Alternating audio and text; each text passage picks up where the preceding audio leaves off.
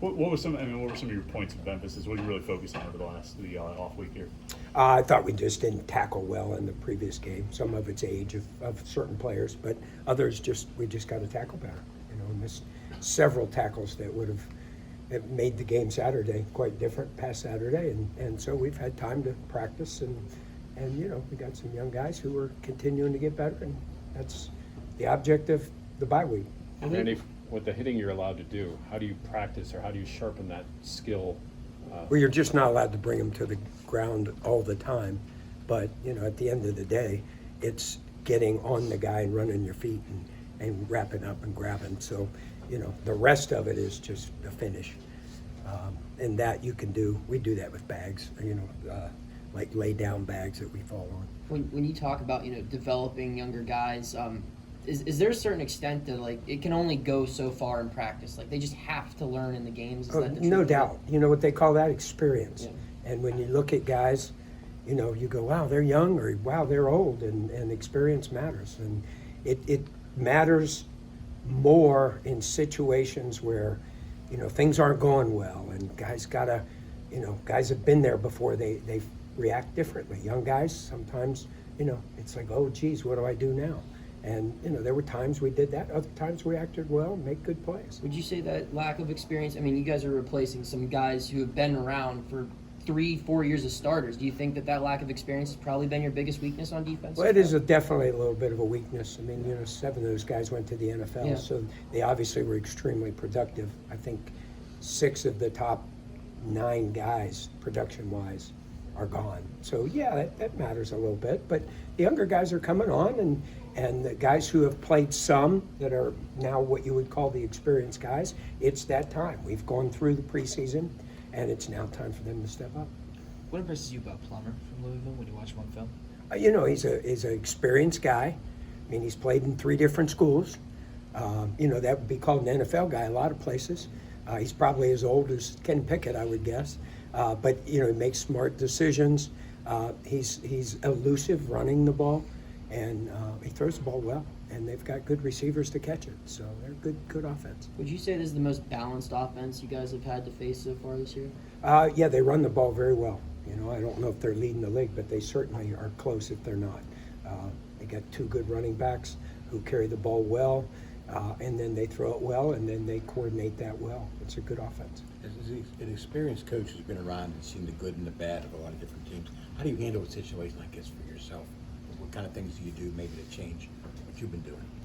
Well, you got to look at everything, and then you got to figure out what needs to be changed and what doesn't need to be changed. At the end of the day, in situations where you don't play well, you got to go back to your basics, back to your foundation, and tackling, getting off blocks, alignment, keys, all those things make you a better football team.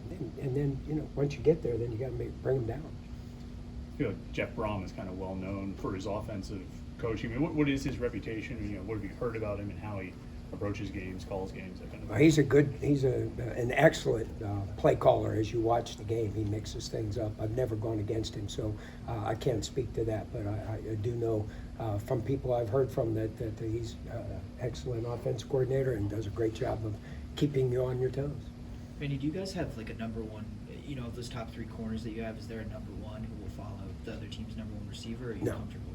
No, yeah, we'll just keep rotating them. Just kind of along those lines, if you have the 3 top guys, you want them on the field as much as possible.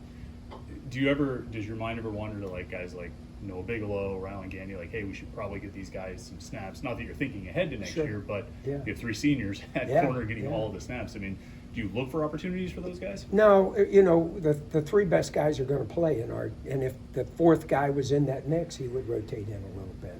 At this point, though, those 3 guys are the 3 starters, so there's not enough reps in the game for those 3, let alone, adding a 4th at this point. Sure, you would love to, but it's just not the way it works, unfortunately. Bam Grima is now the starter at defensive end. What led to that decision, and what have you seen from him this He made more plays last week. It's a weekly thing, and the best player, the one who makes the most plays, the most productive players play. And then the other guys obviously rotate in, and the same thing at corner. The most productive 2 guys will start this week, and it'll continue to be a battle every week. It seemed like Deion had a chance at, I don't know how many sacks on tackles behind the line of scrimmage at Virginia Tech. What was, you know, as you went over the film with him, as Charlie went over the film with him, what did you guys try to emphasize to him about finishing those plays? Yeah, well, the quarterback was a elusive runner. He really made plays.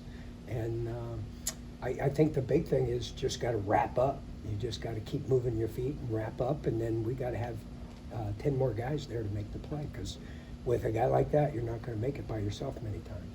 Does the intensity ratchet up this when a team is going through a rough time, either in meetings or in practice? Is there more in intensity there around the situation? I'd like to think every day is an intense day for us. You know, we pride ourselves on being physical. You try to continue to do that, but sure, I think guys are competing to be starters, and you know that brings up intensity. Randy, apologies if this might be awkward, but what have you seen from Braylon this year and how he's developed? Braylon has continued to get better every week. Nothing awkward about it. He just got to keep working.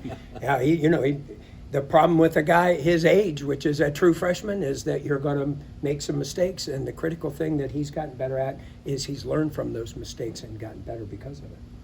Kind of with all your inexperienced guys, whether it's the safeties or some of the young linebackers, can you look at game 1 and game 5 and see that not the same mistakes are being made that were made in game 1 are not being made in game 5? Yes, yeah, I certainly can. I think the big thing that we probably, like I said before, is tackling. Just got to tackle better.